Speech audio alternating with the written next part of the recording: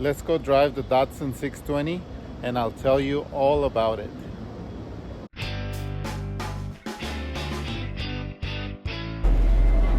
Today I'm going to talk about what it's like to drive a 4x4 version of the Datsun 620. Now, first thing you need to see is that I'm wearing gloves, and that's because this truck has a very thin steering wheel and doesn't have air conditioning, and there's no power steering, there's no power anything. So for more comfort, better grip, more safety, just in general, to make it usable, you need to wear some of these gloves. Makes your life a whole lot easier. The other thing is that when you sit in the truck, you have to jump in and kind of sit towards the middle because of the way that the steering wheel is, and I'll show that. It's not really centered on with the dash, and I think that had to do with the conversion when it was made. Somehow the steering column didn't align, and so the steering wheel is a little bit off to the right. But the biggest thing is that this truck rides really rough. Like, I'm not kidding you. When you see a bump on the road and you go over it, this truck actually amplifies that bump. So if it's a 2-inch or 3-inch deep pothole, this will make it feel like it's 6 inches or a foot. It's just crazy how rough riding this truck is, and you can see that probably on the video. The other thing is that it's very tactile. Everything is here, everything feels mechanical, everything feels like connected, but not in a direct way. It's more like an industrial way.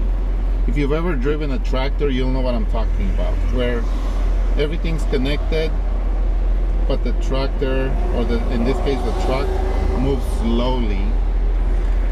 And a lot of people think it's underpowered, and it is, obviously, because it only has the original engine, the 2.0 L20B, which according to the model serial tag or the VIN tag, it says that it produces 110 horsepower.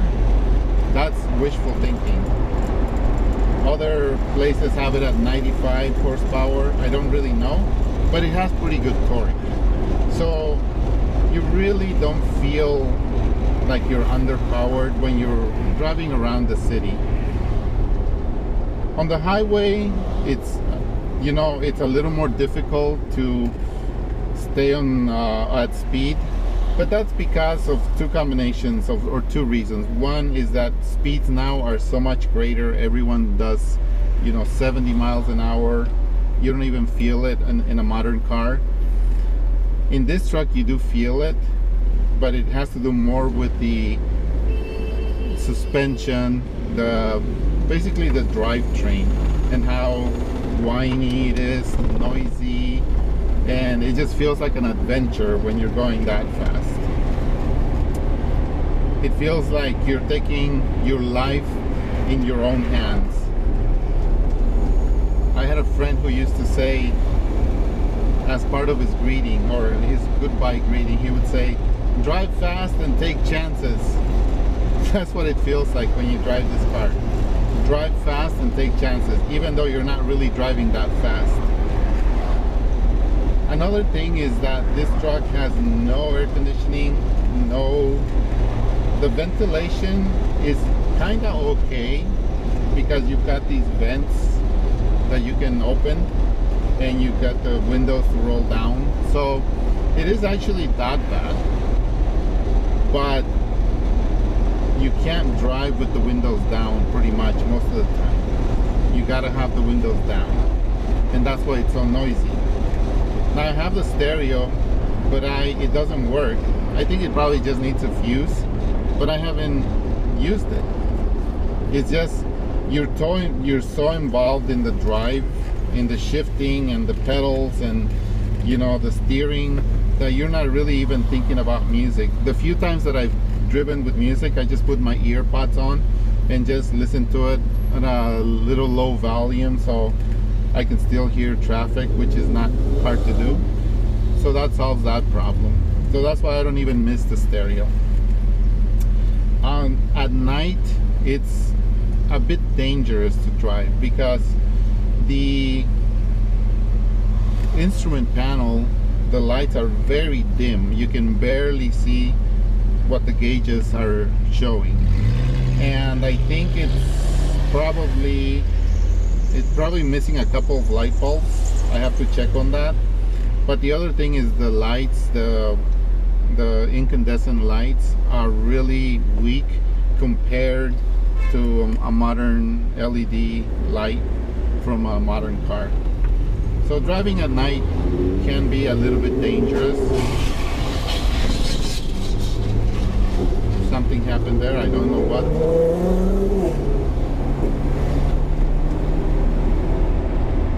But the best thing about driving this truck is just feel so connected. You feel everything. It's satisfying to drive.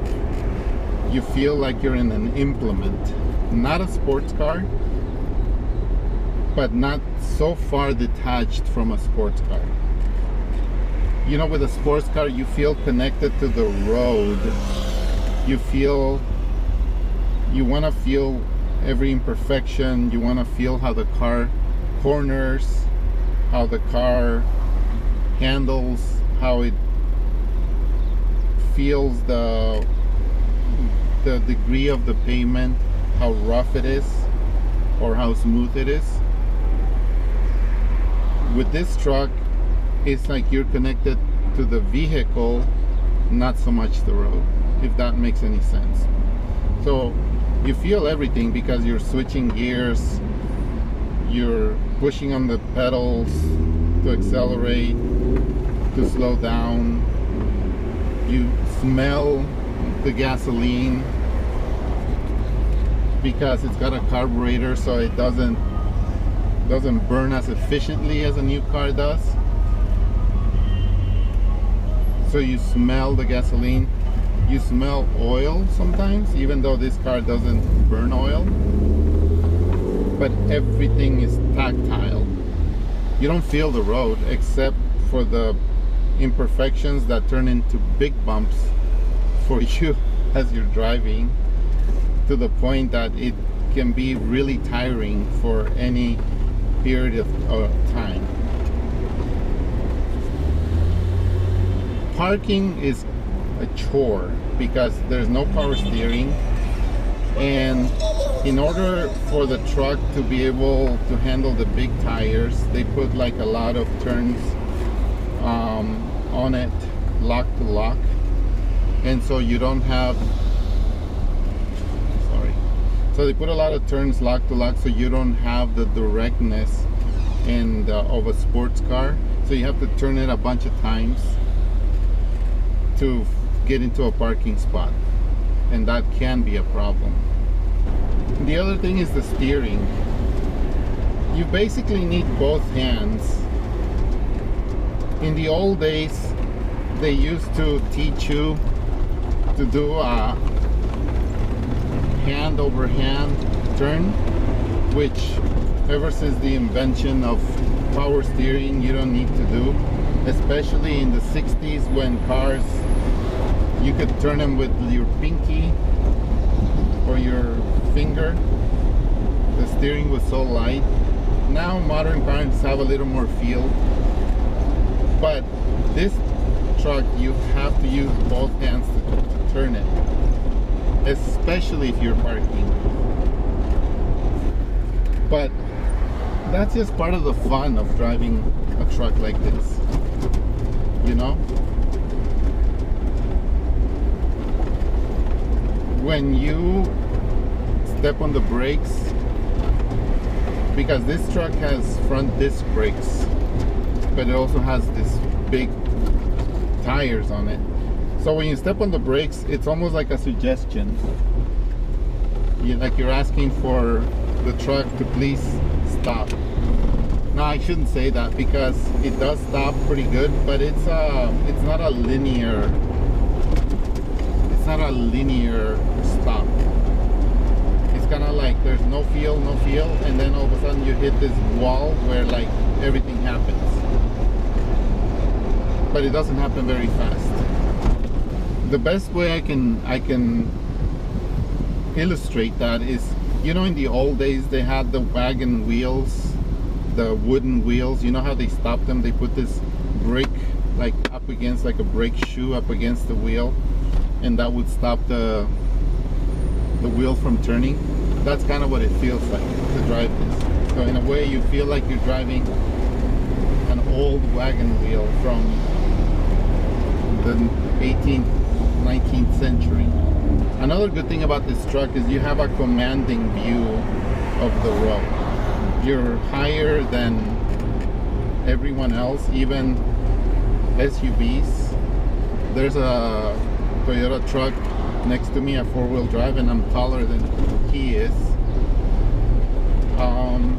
There's a crossover in front of me. Feels like a car because it's so low compared to this truck. So that's one of the advantages of driving such a tall truck. Now if I needed to get around them, that would be difficult because it doesn't have a lot of passing power, but it does have some good torque, and that's important for a truck. Anyway, that's just like some impressions of driving the Datsun. I hope you liked it. Let me know if you have an old truck like this, what's it like to drive? I'm interested. One of the things that I want to do is see if I can get an aftermarket power steering system. It's probably not available, but I'm gonna check. That would be the only thing that I really wish for this truck. Other than that, it's great fun. Thanks again for watching. I'll see you on the next one.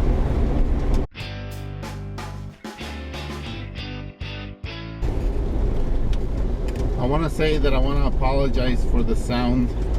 I'm using just no microphone. I tried several ways, but this truck is just a little bit too noisy, and it's really windy out today, so it's just not a good day for sound. Anyway, apologies for the sound, but this is real.